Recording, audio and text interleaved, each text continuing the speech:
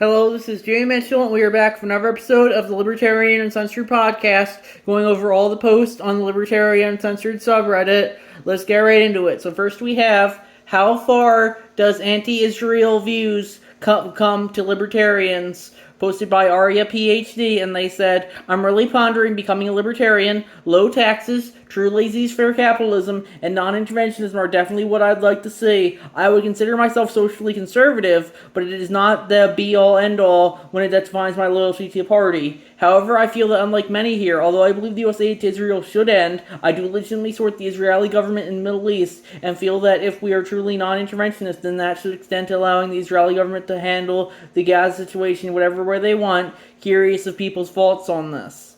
And I would agree with that. Personally, I agree that, the U.S. shouldn't be sending aid to Israel or any other foreign country because, as Ron Paul once said, foreign aid is often sending money from poor people in the U.S. to rich people in other countries, and I don't think that's how it should be. I think if people want to send money to Israel or Ukraine, they should be able to, but they shouldn't be forced to if they don't want to. And thanks to our forced taxation policies currently, they're forced to. And personally, I would consider myself, I'm not really too into Israel, especially with how much controls the U.S. government currently. If we divested in Israel, I think that would be the best option. I personally think, if Israel wants to justify what's going to justify, that's on them. Just like every other government, everyone's going to justify what they're going to justify, and that's true of the Israeli government, the U.S. government, the Ukraine government, the Russian government, every country's government, and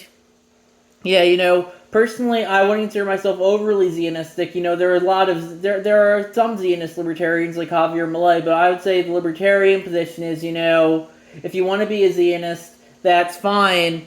And if you don't want to be a Zionist, that's fine, as long as you're not forcing those perspectives on other people. Libertarians believe each person should have their own beliefs, and if you want to justify trying to convince other people of your beliefs, that's fine, but you shouldn't be forcing them on other people's votes, and that should be the libertarian position on everything from Zionism to capitalism, etc., I would say. And that's my thoughts on that issue. Then we have, how are libertarians feeling about the new army to be used against civilians? And that's posted by Help with Eating. That's across most of the politics subreddit. Trump plans military reaction force to use against Americans, and that's linked to an article from New Republic titled that Trump plans military reaction force to use against Americans.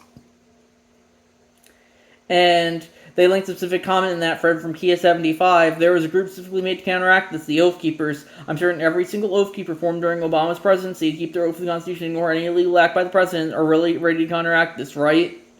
And just because, some groups like the Oath Keepers might market themselves as anti-authoritarian, doesn't mean they actually are. A lot of people would justify authoritarianism when it's their side doing it.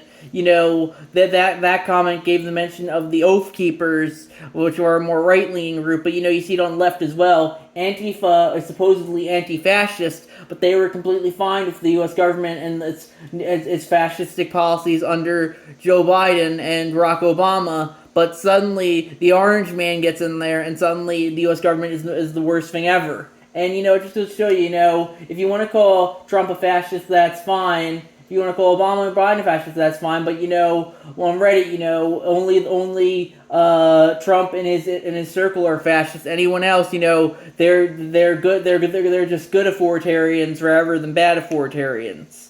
And speaking of this post about the police force for DC, I said I had another post to the Libertarian Party USA subreddit, and I said, what should the libertarian perspective be in regards to cleaning up crime-ridden cities? And I wrote, Reddit really seems to be against the Orange Man's new scheme in regards to cleaning out the homeless encampments in Washington D.C. Personally, I'm rather in agreement with them on this one. I think it's something that was well-intentioned, but any expansion of state power is definitely not going to be libertarian. I think as long as they aren't hurting anyone else but themselves, then the homeless should be able to do whatever they want. I personally don't think they should be on the streets tripping out on drugs all day, but ultimately that's libertarian position in regards to whatever you want to do with their own bodies. If you don't like living in a shithole city, you are free to move out as well. If it gets to be that much of a problem, though, I would definitely prefer the use of private community organized militias in regards to cleaning up the city rather than a state police force. And in another comment on that thread, I mentioned maybe something like Batman. I think Batman, that's kind of libertarian. In the Batman universe, the state has pretty much failed, and then a billionaire has to take the law into his own hands through vigilante justice. I've never really read Ayn Rand, but I assume this is what it's probably like.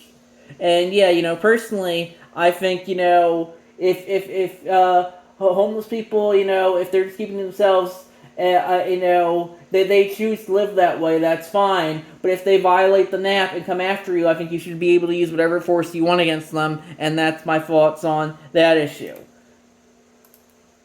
Then we have, forget Obama, Trump's pen and phone are bigger even than FDR's from Reason.com, posted by FlimsyAL5563, and I guess I would agree with that. Trump, he might market himself as small government, which Obama really didn't, or Biden really didn't. But, he's just the typical big government status that's really been in the White House since FDR at this point. And, some of the presidents since FDR, like Reagan, he's never got to market himself as small government. Pretty much every president since FDR, I would say, is interchangeable at this point, though. The government, the state apparatus, pretty much just makes the president a figurehead, while organizations like the CIA, FBI, military-industrial complex, all those three-letter agencies are the ones who are really running the country. And that's my thoughts on that issue. Then we have White House calls for a comprehensive review of 8 Smithsonian museums from NPR.org, posted by CH4Locks, and that's across posts from the Moderate Politics subreddit. The White House has formally ordered the Smithsonian to conduct a sweeping review of exhibitions and materials across 8 major museums, citing the need to align content with President Trump's policy on promoting American exceptionalism and unifying narratives of the nation's 250th anniversary. The letter sets deadlines for providing internal documents, revising exhibits deemed divisive or ideological, and implementing changes. While past presidents and Congress have influenced specific Smithsonian exhibits, generally through public pressure, that kind of direct, multi-museum White House-driven review of mandated content changes is unprecedented. Historically, the Smithsonian has operated independently, relying on decisions made by curators, directors, and the Secretary of the Smithsonian, of oversight for its Board of Regents. Do you think the White House should be overseeing exhibits of the Smithsonian museums? Should this be the norm going forward, with each administration having direct input instead of letting the Smithsonian operate independently? And my thoughts on that are, personally, I think this is the problem when it comes to government run anything like the Smithsonian. We shouldn't have government run museums, just like we shouldn't have government run media like NPR or PBS, because it's going to be inherently controlled by the state in regards to its content. And that's why I don't think the state should be involved in cultural institutions at all, like museums or broadcasting services. And that's my thoughts on that issue. Then we have Get That List, DHS.gov, from DHS.gov, posted by Connor Brock, and that's linked to a story from DHS.gov. ICE receives 100,000 applications from patriotic Americans who want to help remove murderers, gang members, pedophiles, and terrorists from the U.S., and they added there is a database somewhere that contains the names of all these wannabe tyrants and bullies. And yeah, personally, I don't think this is why you shouldn't have government databases in the first place. They could be abused by people who want to go after them. I personally don't care for ICE, but that being said, I don't think doxing is that libertarian. If you want to sign up for ICE and don't want to publicize it, and then you get doxed by average Redditor, I personally wouldn't care for that. But, ultimately, people will justify what they want to justify, regardless of the system of government in place, as I said earlier. So, I personally don't think the idea of the government database is isn't that good. But, ultimately, as I said, people will justify what they want to justify. If they want just making databases, that's fine. I personally just don't trust the state to run them, though, just like I don't trust the state to do anything else. Then we have the greatest form of weight control from Opening Wasabi 9018, and that's a picture of Vladimir Lenin pointing, and it's got the meme text, you got it, you get a famine, and you get a famine, you all get a famine. And yeah, it's interesting how, whenever it comes to socialism and communism, the socialists and communists always go, oh, real communism hasn't been tried yet. But when it comes to fascism, they suddenly, they never say that for fascism. They say all fascism is inherently authoritarian tyranny, which I would agree with. But, when it comes to communism, suddenly it's, oh, real communism hasn't been tried yet, even though it's related to it's caused many famines throughout history, like the Holodomor in Ukraine or the Great Leap Forward in China. And that just goes to show you how, the people will always make excuses when it comes to their own ideology rather than hold it to account like they do with all the other ideologies. And that's my thoughts on that issue. Then we have Democracy is Gross and Always Will Be, posted by Opening Wasabi 9018.